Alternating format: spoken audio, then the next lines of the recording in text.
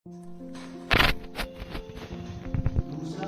और ये तीन प्रकार के दोष हो गए, कौन से हो गए? शारीरिक दोष। ठीक है। दूसरा अपन देख रहे हैं, अपन ने देखा ना दोष दो प्रकार के होते हैं, कौन से? शारीरिक। अपन पहले पढ़ के आ गए। दूसरा दोष हो गया मानसिक। मानसिक में क्या हो गया? मांस है,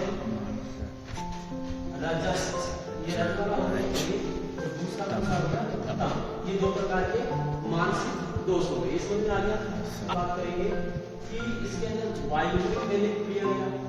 ये मतलब तुम्हारे दिमाग में आता है कैसे क्वेश्चन कि भाई ये जो कफ वाला है इसको तो पहले लिख सकते थे, या व्यक्ति को यहाँ लिख देते और कफ को यहाँ, वाक को यहाँ, उल्टा पुल्टा कुछ भी कर देते, या कि इसको यहीं पे लिखा है तो आज भी कर देते हैं। ये संस्कृत जो लैंग्वेज है उसकी क्या है, खूबी है उसका, ऐसा बना रखा उसको। इसके तो जो भी लिखा हुआ है, ये पहले क्यों लिखा है, ये दूसरी बार क्यों लिखा है, तीसरी बार क्यों लिखा है, या फिर उन तीनों को यहीं क्यों लिखा है पर बाद में क्यों नहीं लिखा, इसका एक अपना कुछ इम्पोर्टेंस है। ये पढ़ने से मतलब नहीं होती, पढ़ने से मतलब तो नहीं है जब तक तुमको किताब में जो लिखा है वो किताब इतनी बड़ी बड़ी है, लेकिन जब तक तुम उसको समझोगे नहीं और जब तक खुद के शास्त्रों में उसको अप्लाई नहीं करोगे। अब हम बात करें कि वायु जो दोष है या पित्त दोष है या कफ दोष है, ये पहले लास्ट थर्ड टू आया तो अपन बात करेंगे। सबसे पहले जब की बात करते हैं तो क्या बोलते हैं, दोष कितने प्रकार के होते हैं? तीन प्रकार के होते हैं। कौन से? वात, पित्त, कफ। और ये अपन जो बोलते हैं अपने मुंह से निकलता है, ये इसलिए हो गया कि मैंने जिनसे पढ़ा, जिन गुरुजनों से पढ़ा उन्होंने मेरे को सबसे पहले क्या सिखाया?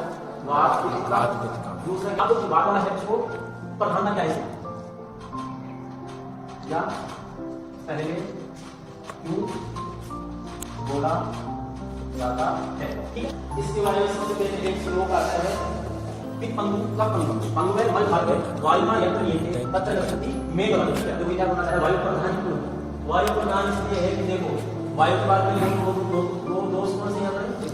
पित्त और कफ। इतना खतरनाक है कि वो क्या करता है, जो इसके दो साथी हैं कौन कौन से? पित्त और कफ। इन दोनों को क्या कर रखा है उसने? पंगु कर रखा है, मतलब चलने फिरने में असमर्थ कर रखा है। ये दोष धातु मल मूलम की शरीरम, ये श्लोक अपन ने पढ़ा था। तो भाई जब शरीर के अंदर ये क्या क्या बच रहे थे? वात है, उसके अलावा तीन दोष बचते ना, वो दो दोष पित्त और कफ, उसके अलावा मल और धातु इनको भी उन्होंने क्या कर रखा है? पंगु है, ये दोनों चल नहीं सकते, उनको चलाने का काम कौन करता है? वायु नाम यत्र नियंत्रित। वायु जहां जाएगी, वायु जहां जाएगी वहां पे कौन जाएंगे? उनको चलाने का काम कौन करता है? वायु करता है। किसको चलाने का काम करता है? वायु। आपको मल को धातु को मल कौन से हो गए? मूत्र हो गया, हो गया, और धातु 7 प्रकार की, रस, रक्त, मांस, मेद, रस, मज्जा और शुक्र, है ना? उन सबको चलाने का काम कौन करता है? वायु। वायु करता है। तत्र गच्छन्ति मेघवत्, किसकी तरह? जैसे हवा चलती है और बादल हो रखे होते हैं, तो बादलों के साथ हवा के साथ बादल कैसे चलते हुए दिखते हैं? चलते हुए। वायु की इसकी महानता बता रखी है कि वो जो बॉडी के अंदर 3 प्रकार के दोष होते हैं और 3 प्रकार के मल होते हैं और 7 प्रकार के धातु में शरीर बना हुआ है। क्योंकि अपन ने बोला है क्या है? दोष धातु मल मूलम ही शरीरम। तो उन सबको कंट्रोल करने का काम कौन कर रहा है? वायु कर रहा है। वायु क्या है? प्रधान। इसमें सबसे पहले किसके बारे में बात करें? वायु के बारे में। एक पॉइंट इसका ये हो गया। दूसरा पॉइंट क्या है? आशुकारी महुस्सारी। और ये काम वायु कितनी शीघ्रता से विघ्न रूप विशाल रूप को ग्रहण करती है। वायु क्या है? एक तो फास्ट करती है। और दूसरा आशु का मतलब, आशु का मतलब होता है तेज। जितना तेज वो क्या करता है? ये बहुत जल्दी लोगों को अपने असर को दिखाता है। इसलिए इसको क्या बोलेंगे अपन? ये जो है वायु है, ये किससे प्रधान है? किससे और सबसे ज्यादा प्रधान है। दूसरी बात ये हो गई अपन क्या है? नाना मल रोगों के प्रकार। अब देखो बात करें, वात, पित्त और कफ। जब आप इसको डिनोट करके 7 इसके लिए बताऊंगा, वात का वात मतलब 20 डिनोट करेंगे, पी को 20 से और कफ को 20 से डिनोट करेंगे, है ना? तो इसके जो रोगों की संख्या है, वात कितने हैं? 80 प्रकार के हैं, 40 कितने हैं और 20 जो है किसके हैं? कफ के हैं। देखो जिसकी लाठी उसकी भैंस, ये कहावत सुनी है ना?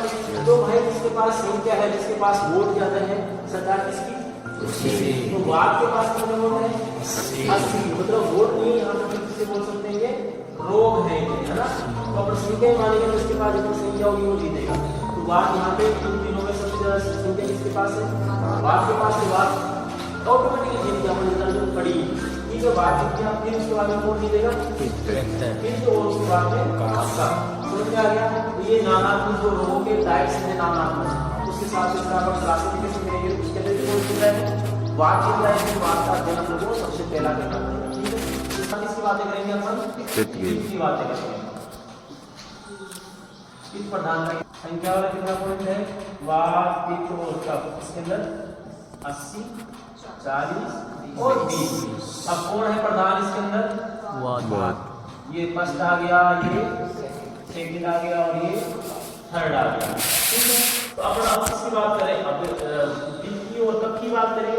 बात तो सबसे टॉप कर गया, अब इन दोनों में टॉप कौन करेगा, तो क्या बोल रहे हैं आचार्य बोल रहे हैं कि इन दोनों में टॉप करने वाला कौन है, पित्त और कफ में पित्त है। पित्त क्यों है, पहले संख्या की बात करें, संख्या में इसके पास कितने वोट है, 40, तो पित्त जीत गया यहाँ पे। ठीक है, दूसरी थर्ड पोजीशन में कौन सा आया, कफ आ गया। आपकी बारी।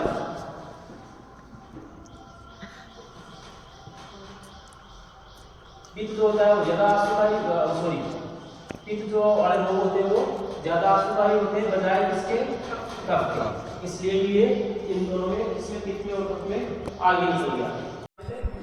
पित्त है उसी को क्या बोला है, अग्नि बोला जाता है।